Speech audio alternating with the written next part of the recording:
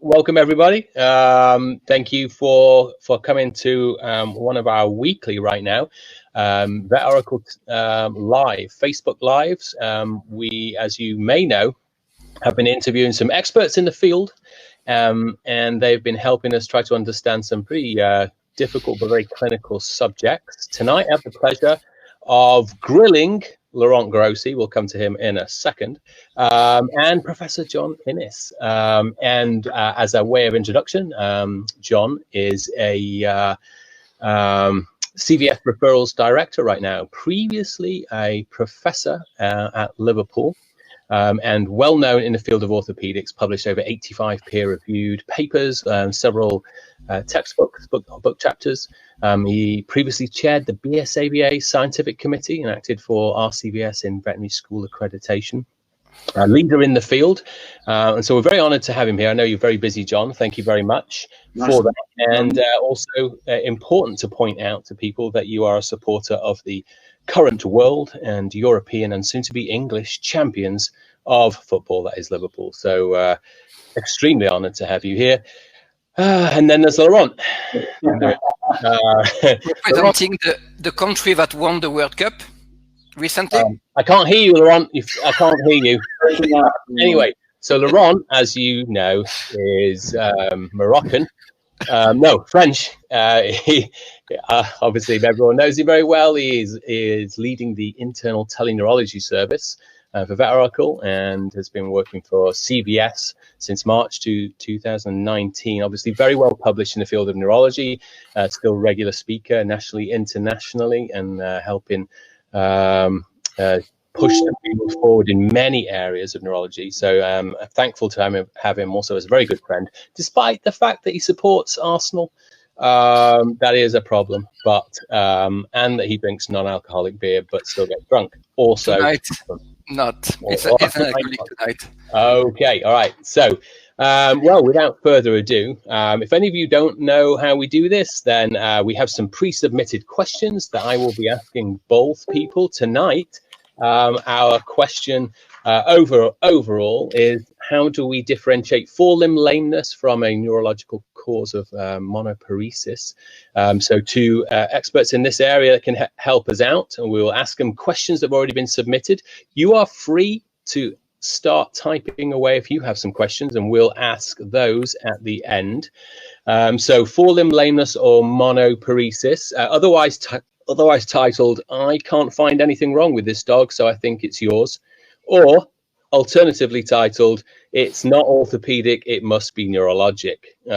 So without further ado, my first question, and I think both of you can take this one, is what do you, how do you differentiate lameness and monoparesis? How do you use those terms?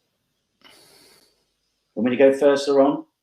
You're more than welcome. Well, I mean, I guess obviously most lameness cases probably end up coming to an orthopaedic vet initially, and when we don't know what's wrong with it, we pass it on to you guys. But I suppose forelimb lameness, you know, as my old friend Don Hulse used to say, it's in the elbow joint until proven otherwise. So I guess most forelimb lameness does end up being a diagnosis of elbow issues. But we've always got to be wary of, you know, the zebra in the room, the unusual cause of forelimb lameness. And I guess neurological causes of forelimb lameness fall into that category. But, you know, it's always got to be there at the back of your mind that this may not be a common problem. This might be something unusual. And I guess, Laurent, you know, you would see forelimb lamenesses that us guys are struggling with, and we want your opinion on it. Would that be right? Yeah, no, absolutely. And the issue is that, you know, sometimes you could have a monoparesis that look obviously neurological and is not neurological. And then you got the obvious lameness that you will think, oh, you look, you know, orthopedic, and actually is not orthopedic. And I think the point of this discussion tonight is to try to discuss together what are the red flags for you as an orthopedic to say, hold on a sec, I think, you know, there is a zebra, as you can say, and the same for us, you know, with monoparesis, when to think actually, you know, that's not neurological, but lameness. I think we had a video, John, we can put, and you may want to give some comment on that. It was a case you see now. He will work. Might be a bit jumpy, but here's a dog that's got a severe forelimb lameness. And it's a short video, maybe we can play it again. But I guess the alarm bells start ringing for me when I can't find an obvious seat of pain within the limb. And if I'm struggling to find pain within the limb, then I'm thinking, well, I need to run my screening neuro test on this dog as well. That dog there particularly, raised alarm bells because of the severe muscle atrophy that's obvious around its scapula. And that sometimes is one of the things that triggers that alarm bell.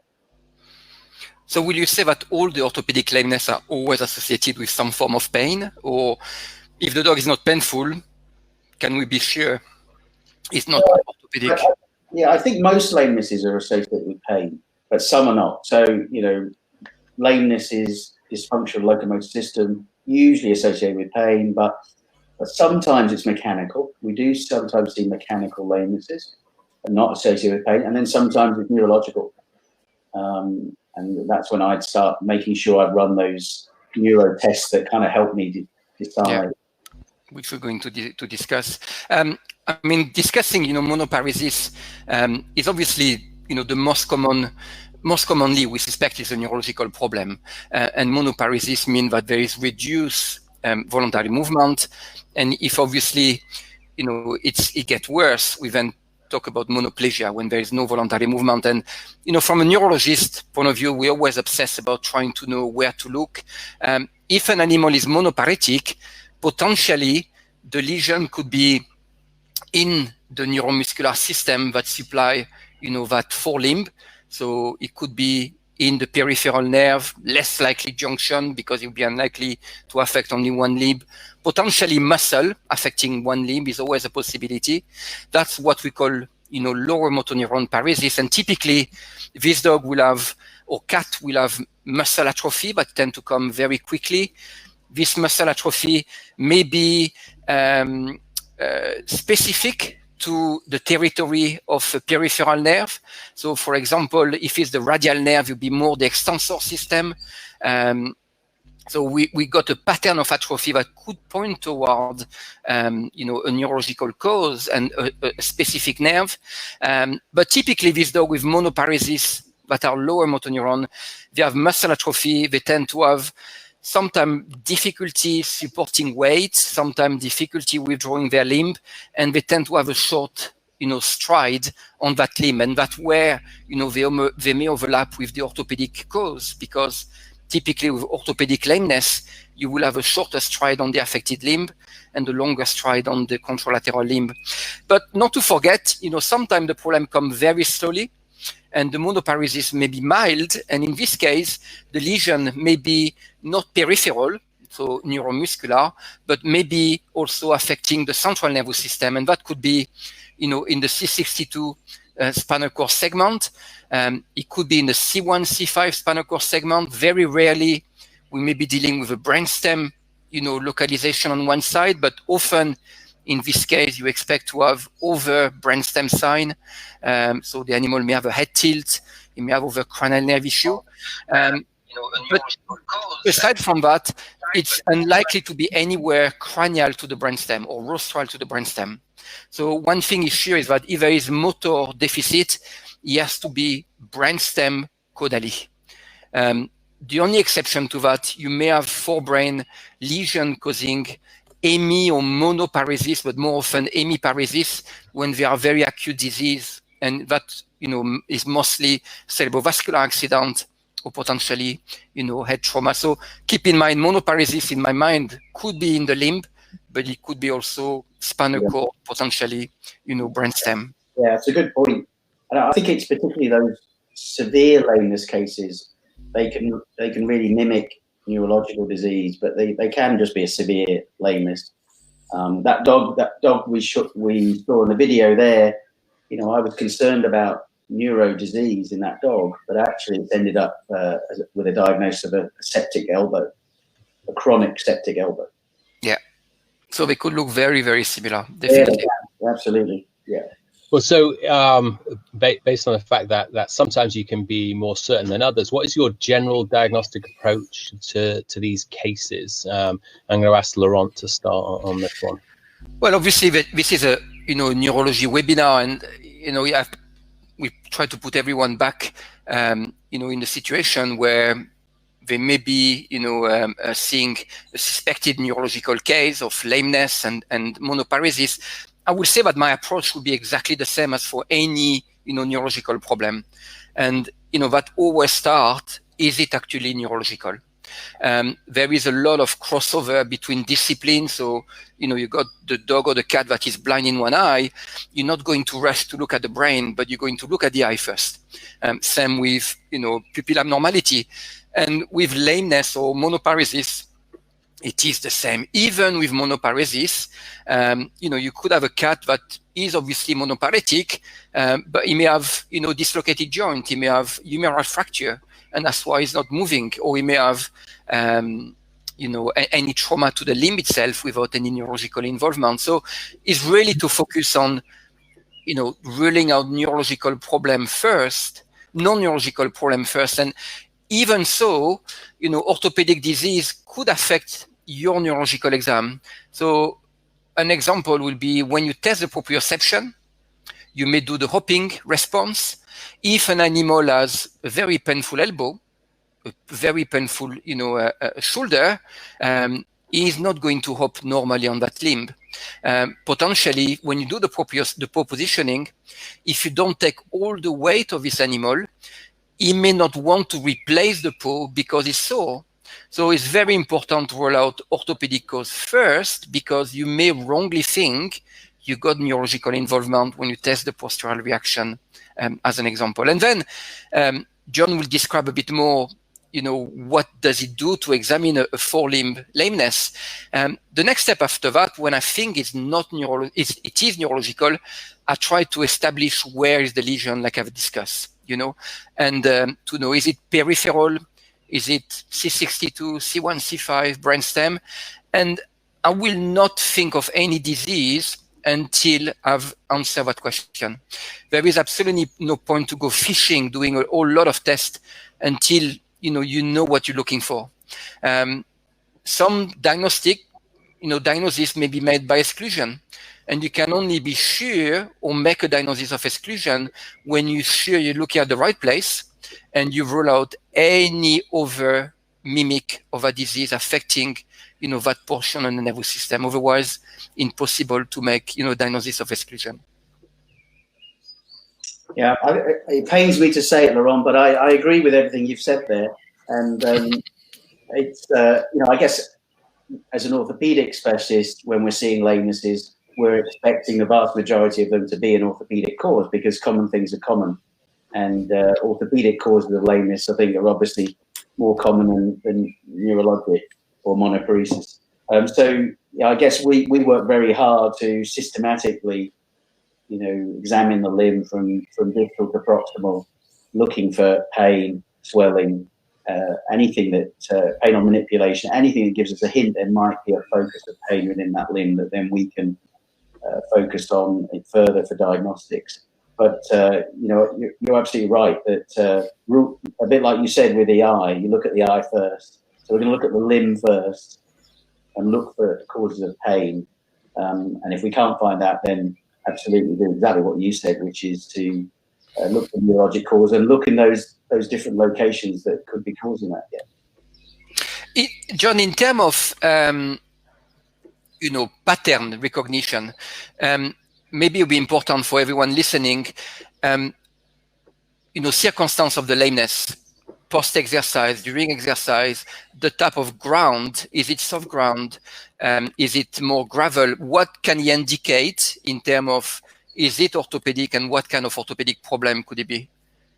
Yeah, so I think there are certain key questions for clients that can give you a hint that it might be orthopedic rather than neurologic. So, if inactivity stiffness, I think, is a really good clue that it's probably a joint-related problem.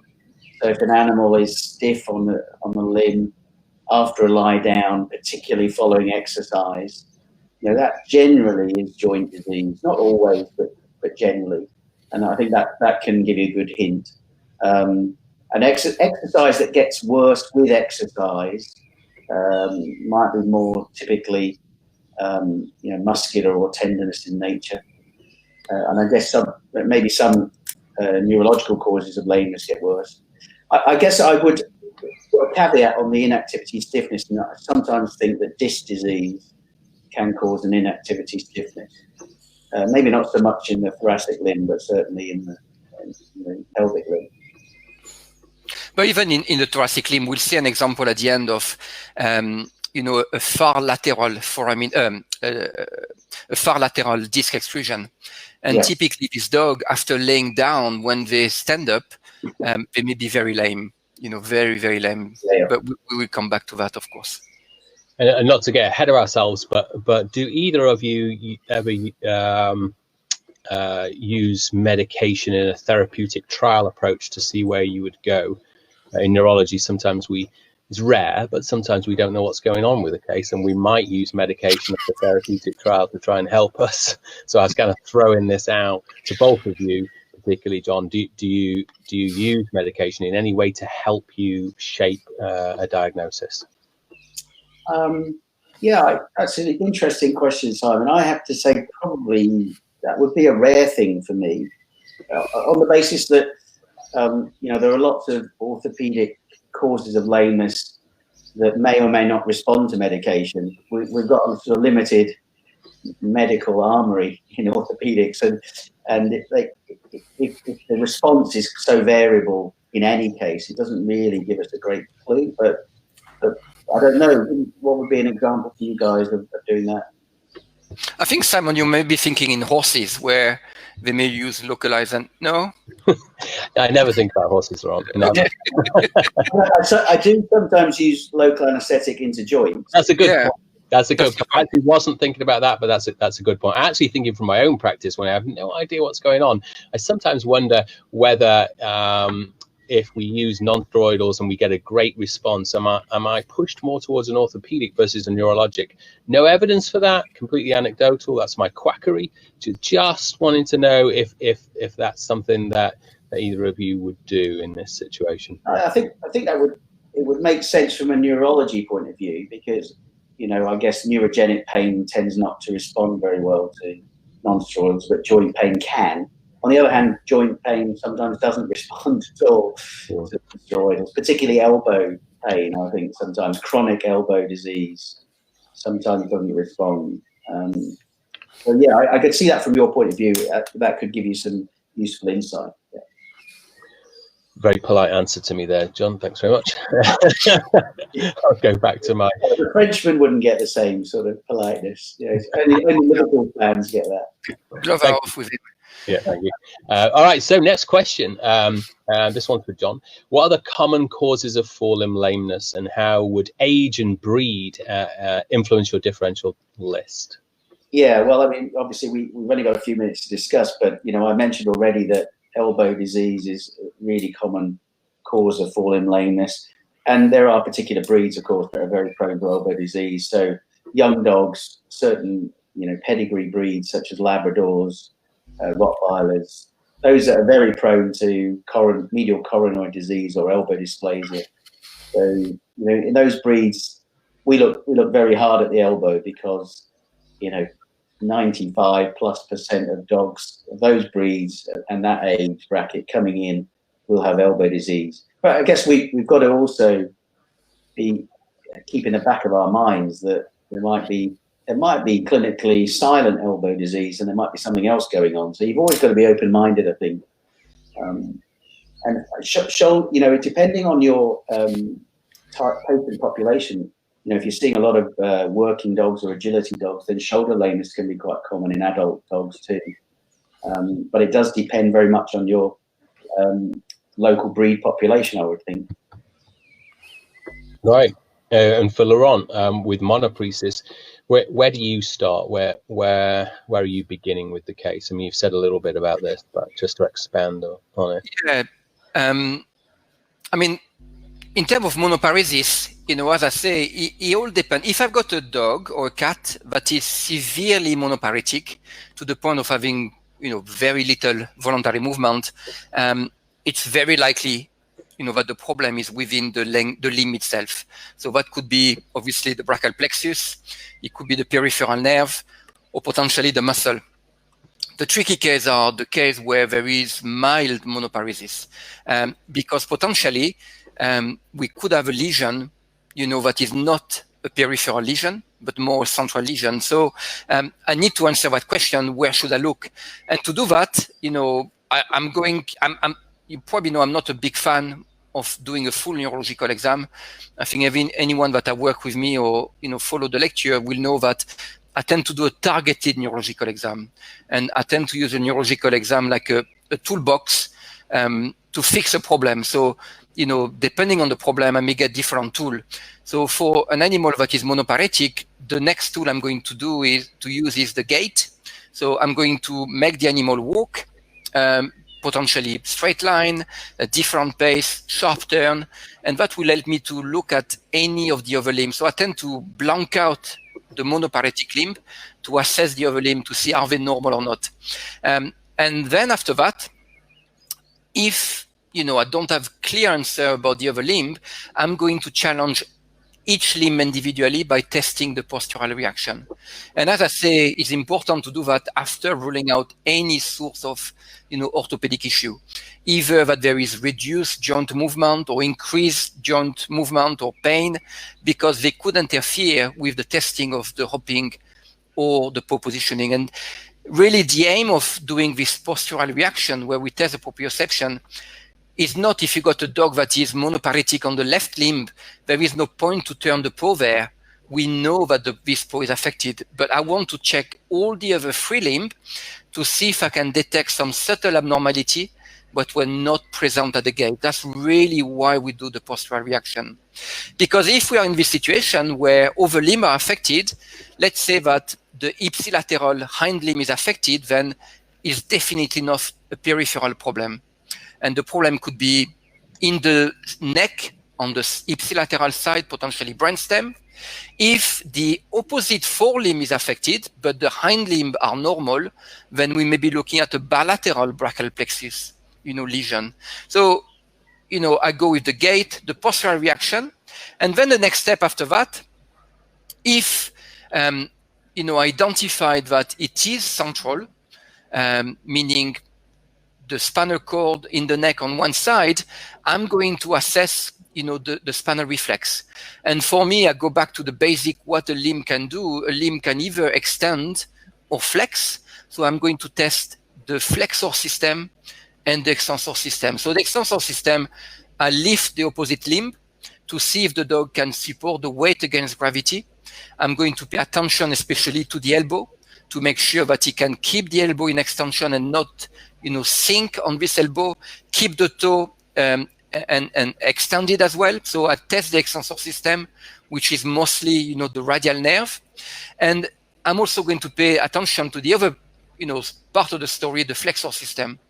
And it's something that I tend to bang on all the time. Most people do not do the flexor reflex properly. When you do the flexor reflex, just pinching like that is not enough. You pinch, you want all the joint to be totally flexed. And when you've done that, you haven't tested anything. The joint are all flexed, then you start pulling the limb to see the strength there. And until you've done that, you haven't tested the flexor system. So that helped me to know, is it more likely if both extensor flexor system are normal, that tell me it's more likely cranial to C6. If they are abnormal, it helped me to know, are we dealing more with a cranial plexus or caudal plexus, depending whether the flexor, the extensor system is affected.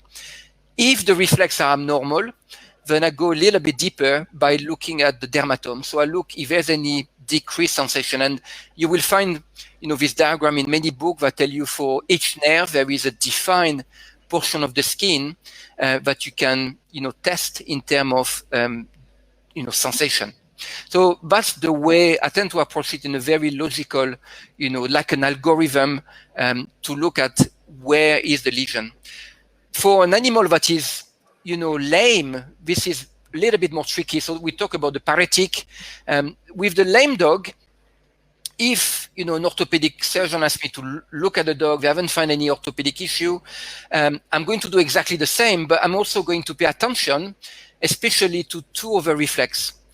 One is the cutaneous truncal reflex, and the other one is looking at the pupil size. So why the cutaneous truncal reflex? You got a diagram there. I test the cutaneous sensation in the lumbar spine because when you stimulate there, the message go inside the spinal cord up to C7-T1 spinal cord segment. Then you got the lateral cutaneous nerve that will contract the cutaneous truncal muscle. And if you got a brachial plexus lesion, avulsion or tumor, you may actually lose the cutaneous truncal reflex on one side. And sometimes with a dog that is lame, is not painful, the orthopedic surgeon have looked at the dog, they can't find any orthopedic cause. The only thing that could tell me it is actually neurological could be, if I've got absence of cutaneous truncal on one side. The other thing to look. I agree with that, Laurent. I mean, I can think of a handful of dogs over the years that I've seen where that has been the key clinical finding, that paniculus reflex. And it's a really useful test to bring in these cases. And it's, as I say, it can sometimes be the only one. And, hindsight is a beautiful thing. When you're in referral center, you may see the dog after it's been moved from pillar to post, from one clinician to another one, and it's obvious it is neurological. But initially, they could be really difficult. The other test I'm going to look is I'm going to check the pupil size. And especially in dim light, I'm going to ensure that the pupils are symmetrical. An example here is a cat that is monoparetic. And if you look carefully, this cat has anisocoria, and the left pupil is smaller than the right. And when we put this cat in the dark or in dim light, we could see that the left pupil didn't dilate. So, just brief explanation why that. The sympathetic supply to the eye is the most ridiculous pathway you can find. I think it must have been designed by an orthopedic surgeon or something like that. You will think that the quickest way to go from the brain to the eye will be the straight way. But being an orthopedic surgeon, you try to make complex things when they are actually simple. So you decide to go down the spinal cord up to T1, T3, then leave the spinal cord with the brachial plexus to then go back to the eye. As I say, if you want to waste time, that's a perfect way.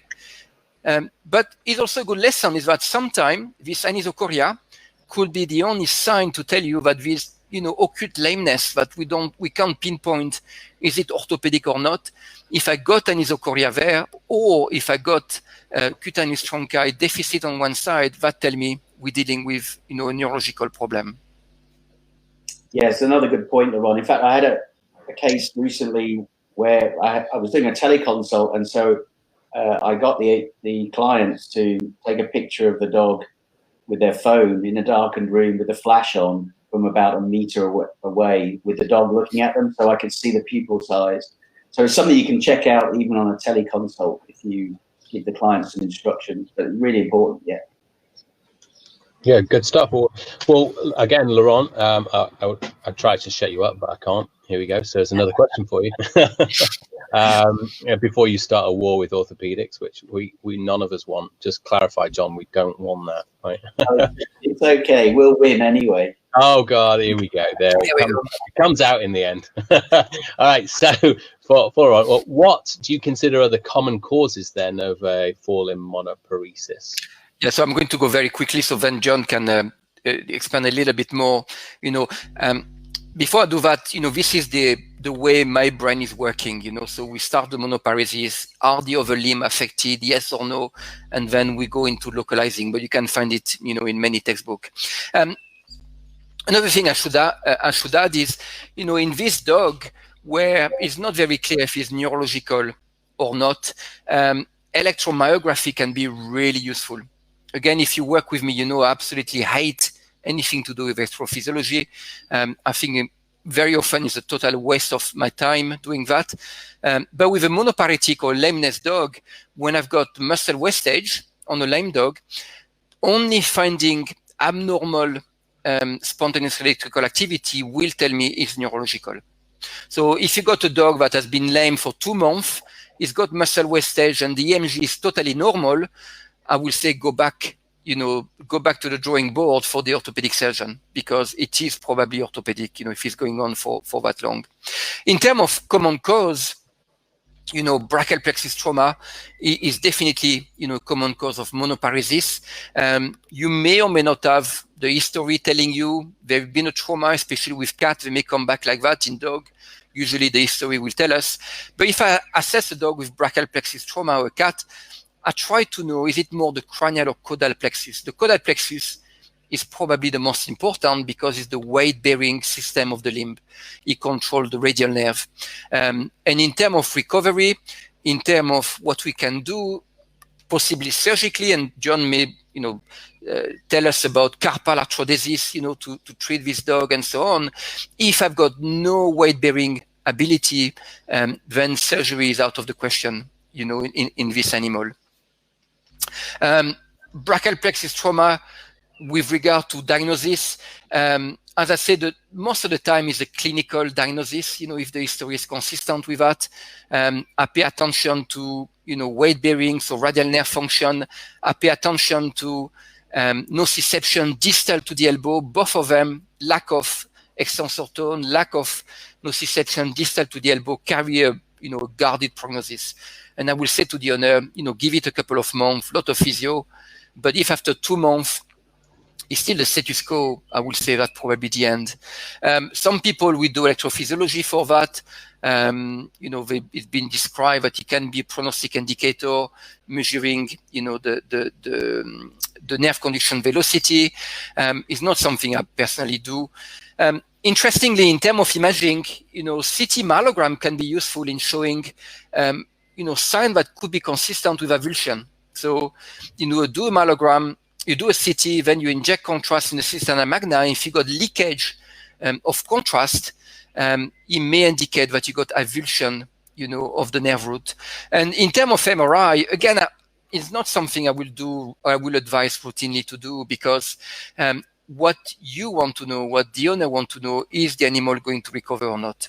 And I think the sensitivity of the MRI, even if it shows some abnormality, will not be good enough to tell you if you got neuropraxia or if you got complete severance, of the nerve root. So some people have described in human giving intrathecal injection. I think there's one report in veterinary medicine. I think it's quite, clever things. I never try, but maybe, it'd be something to try more often in this case. Brachial plexus tumor, that's, the one that very often overlap with orthopedic surgeon. This dog usually initially are lame, and they've been examined by the orthopedic surgeon.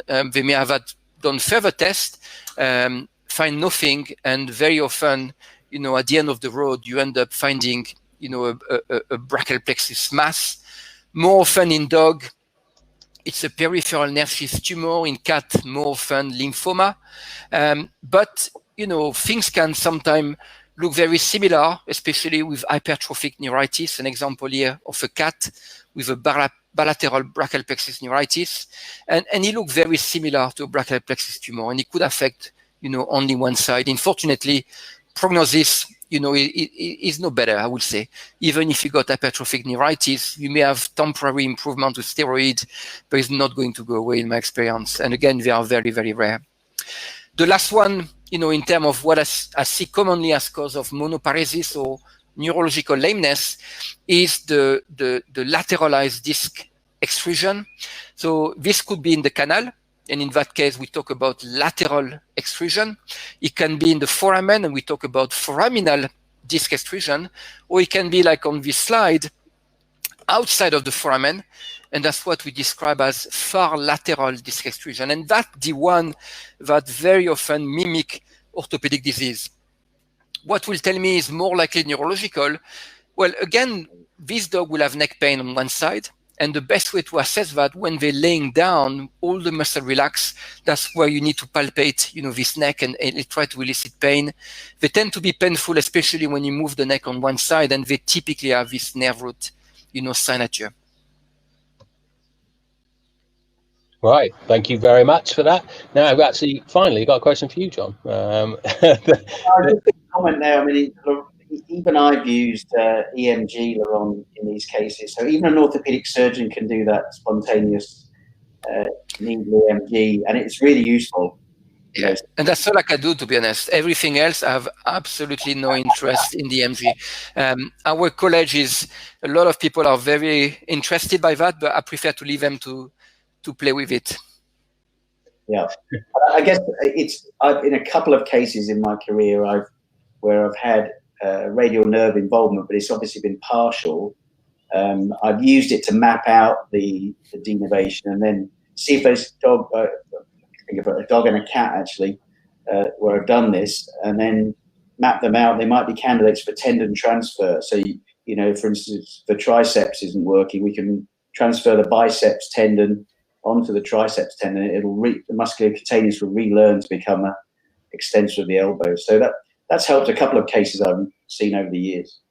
You want to come back maybe for everyone? What will be your ideal case of brachial plexus trauma where you will consider tendon transplant?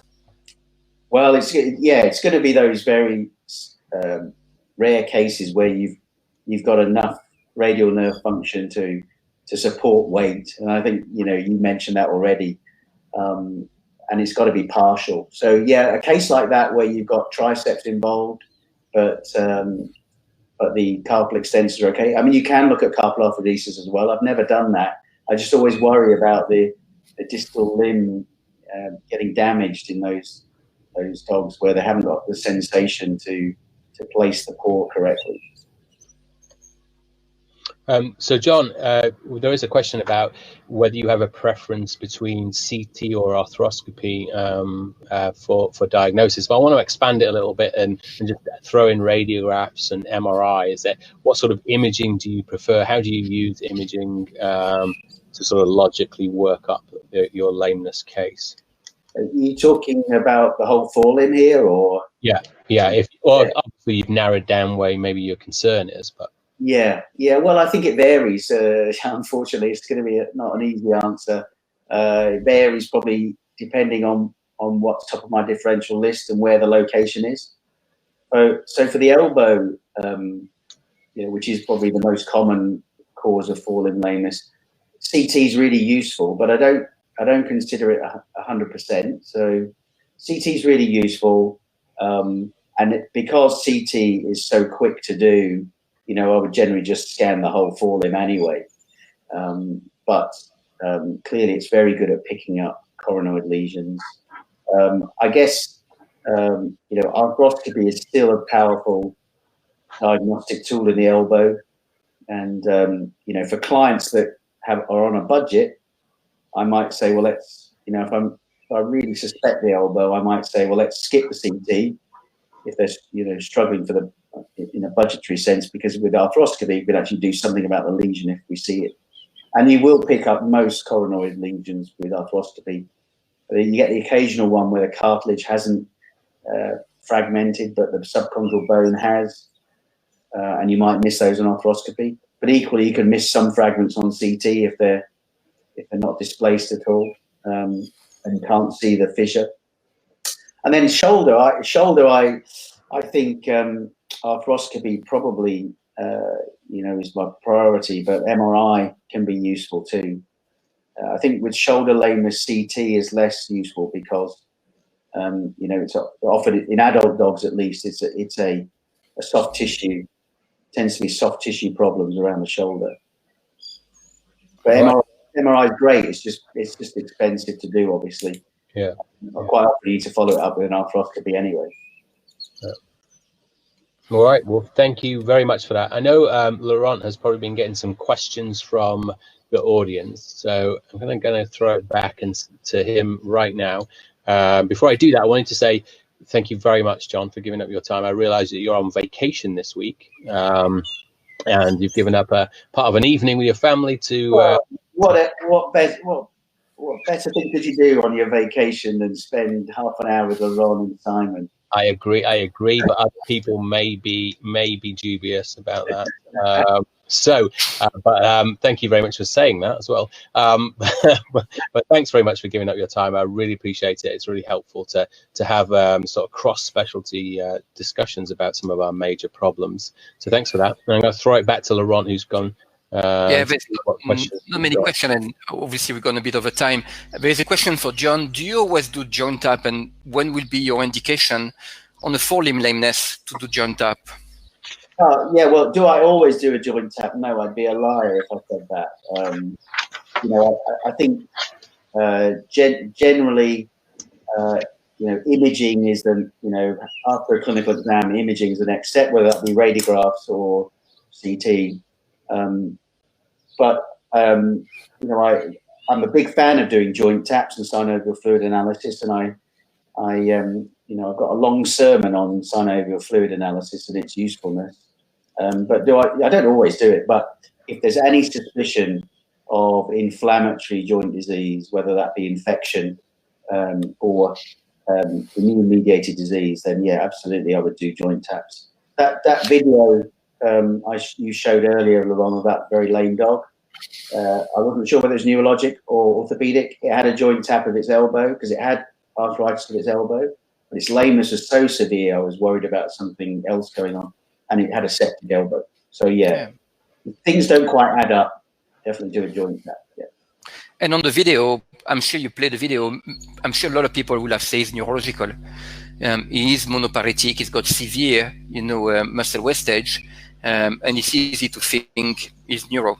You know, there is another question for you. What is your thought on using nuclear scintigraphy in the case where it's difficult to identify the source?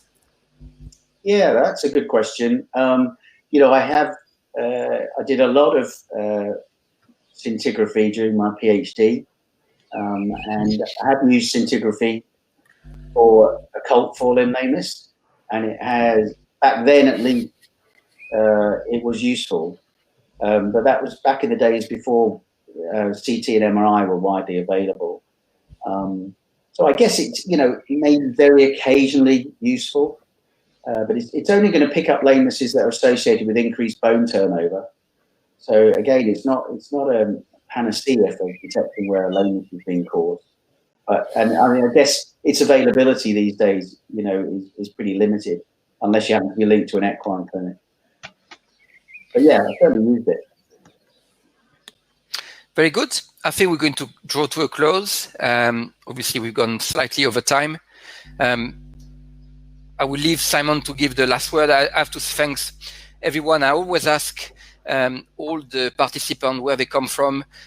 We've got people from as far as Argentina to Taiwan, which is quite amazing, passing by India. Having all people from all over the world is really you know, a pleasure, and we're really grateful for everyone. But I will leave Simon to close this meeting, and thanks a lot, John, for joining us.